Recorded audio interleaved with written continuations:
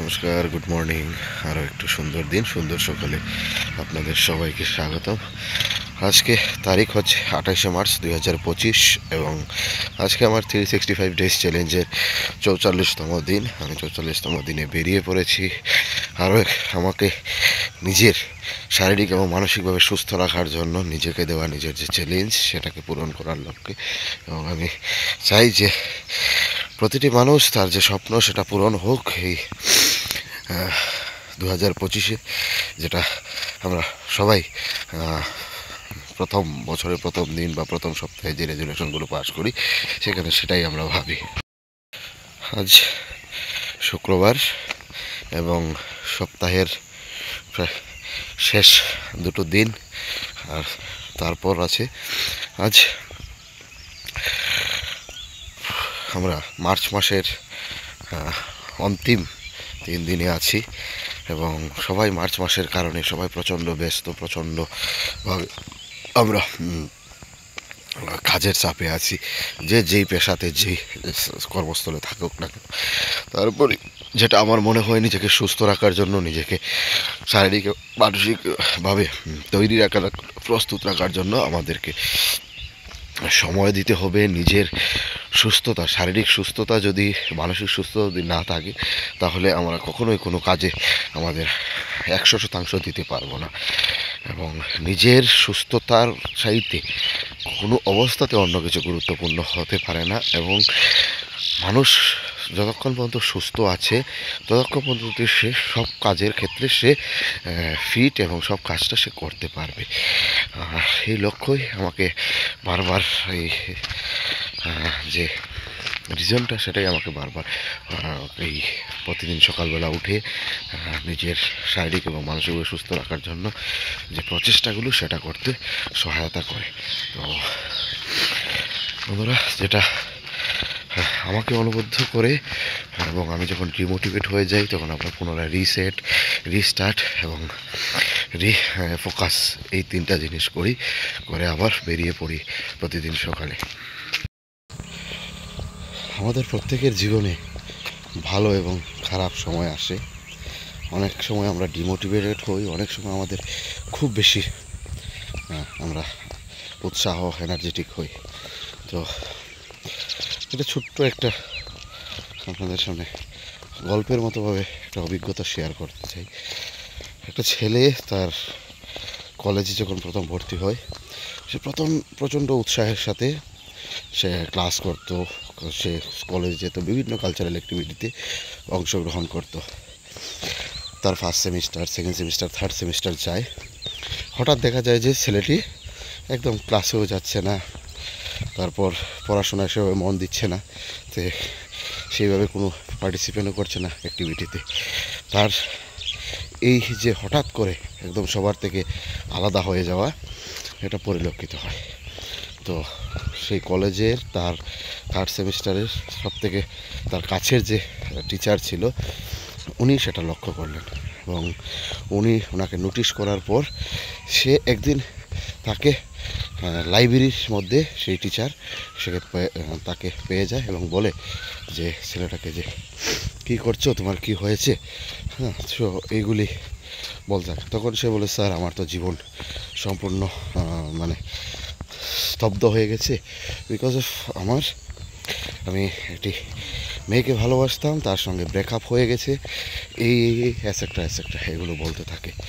তখন সে যে তার ফেভারিট টিচারটি, সেটি তাকে একটা মানে বোঝানোর জন্য, সে তার লাইফটা কোথায় আছে তার জন্য সে একটা স্টেপ নেয় এবং সে তাকে বলে যে তুমি আমার আজকে বাসায় আসো, বাড়িতে আসো, আমি দুজন মিলে কিছু নিজেদের সম্পর্কে বলবো, নিজের অভিজ্ঞতা শেয়ার করবো, জীবন সম্পর্কে বলবো। হ্যাঁ, যে কলেজ পড়ুয়া ছাত্রটি সেটি। এবং অবশেষে ছেলেটি রাজি হয় যে তার ওখানে যাবে। যখন গিয়ে পৌঁছালো, তখন শিক্ষক মহাশয় ওকে বলল, ঠিক আছে কী খাবে বলো। ও বিভিন্ন বিষয়ে কথা বলছিল। তখন লাস্টেও রাজি হলো যে লেবুর শরবত খাবে। তো ইচ্ছাকৃতভাবে সেই লেবুর শরবতটি যখন ও বানাচ্ছিল, শিক্ষক মহাশয় একটাতে লবণ বেশি দিয়ে দেয় এবং সে নিয়ে আসে। প্রথম যখন সেই কলেজ পড়ুয়া ছেলেটি সেই লবণের জাতীয় শরবত খেতে যায়, সেই মুখ থেকে ফেলে দিতে চেষ্টা করে। এই ঘটনা যখন ঘটছিল তখন সেটা শিক্ষক ভালোভাবে দেখছে।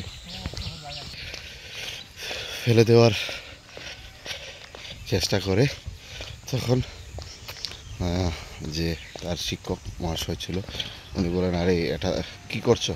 বলছে, স্যার এটা তো প্রচণ্ড লবণ দেওয়ার কারণে প্রচণ্ড পরিমাণ লবণ বেশি হওয়ার কারণে সেটা লবণাক্ত হয়ে গেছে। তো শিক্ষক মহাশয় বলছে যে ঠিক আছে, তাহলে চলো এটাকে ফেলে নতুন করে তোমাকে বানিয়ে দিই। তখন সেই ছাত্রটি চলছে, আরে না স্যার, সেটা করার প্রয়োজন নেই, লবণ বেশি হয়েছে তো সেটাতে কিছু চিনি মিশিয়ে দিলেই সেটা সমতা ফিরে আসবে, টেস্টটা ঠিক হয়ে যাবে। ঠিক এই জায়গাতেই সেই তার ফেভারিট শিক্ষক মহাশয় ওনাকে বলল যে এটাই আমি বোঝাতে চেয়েছিলাম, যে তোমার লাইফে যখন কিছু তেতো হয়ে যাচ্ছে, তোমার যখন কিছু ভালো লাগছে না, লবণাক্ত হয়ে গেছে, তুমি সেটাতে চিনি মিশিয়ে নাও। জীবনটা হচ্ছে সেই শরবতের মতো, যেখানটাকে তুমি চাইছো শেষ করে দিতে, ফেলে দিতে।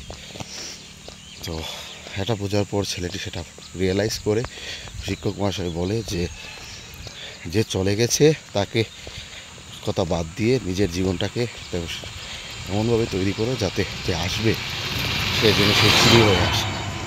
তো মোরাল অফ দ্য স্টোরি এটাই, যে জীবনে সুখ এবং দুঃখ দুটোই আসবে এবং সময়ের সাথে সাথে আপনারা যদি সেই সুখ এবং দুঃখে বিচলিত বা অতি উৎসাহিত না হয়ে নিজের লক্ষ্যকে স্থির রাখতে পারেন, তাহলে দুঃখ একদিন আপনার কাছ থেকে পরাজিত হয়ে চলে যাবে। সো আজকের আমি প্রায় 2.8 কিলোমিটারের মতো এখন পর্যন্ত হেঁটেছি। আর আজকে আমার লক্ষ্য হচ্ছে 4.5 কিলোমিটার হাঁটা এবং সঙ্গে কিছুটা সময় ব্যায়াম যোগা করার। তো সেই লক্ষ্যে আমার চলছে আজকে 43তম দিনের। এবং নিজেকে প্রচণ্ড মোটিভেট রাখতে হবে, পজিটিভ রাখতে হবে, কারণ নেগেটিভ হওয়ার মতো আমাদের কাছে হাজারো কারণ আছে। মানুষের ব্রেন সব সময় নেগেটিভ হয়। আমি আপনাদেরকে বলেছিলাম, যারা আমার এই ছোটো ছোটো ভিডিওগুলো প্রতিদিন সকালে দেখেন এবং তাদের কাছে আমি অনুরোধ করেছিলাম আমাকে এই এপ্রিল মাসের জন্য 3টি বই সাজেস্ট করার জন্য, যেগুলো আমি পড়তে পারবো বা আমার পড়লে আমাকে আরও বেশি নিজের বৌদ্ধিক ক্ষমতা বৃদ্ধি পাবে। তো আমি অনুরোধ রাখবো আপনারা আমাকে সেই বইগুলোর নাম সাজেস্ট এবং লেখকের সাজেস্ট করার জন্য। সে যে কোনো বই হতে পারে। তো বন্ধুরা, ভালো থাকবেন, সুস্থ থাকবেন এবং আপনাদের আজকের এই 28 মার্চ 2025 শুক্রবার দিনটি অত্যন্ত ভালো কাটুক এবং আপনার সকল স্বপ্ন পূরণ হোক, এই আশা আকাঙ্ক্ষা রেখে আপাতত ভিডিওটি এখানে শেষ করছি এবং আমি আমার ওয়ার্কআউট এবার করব। So tata, by.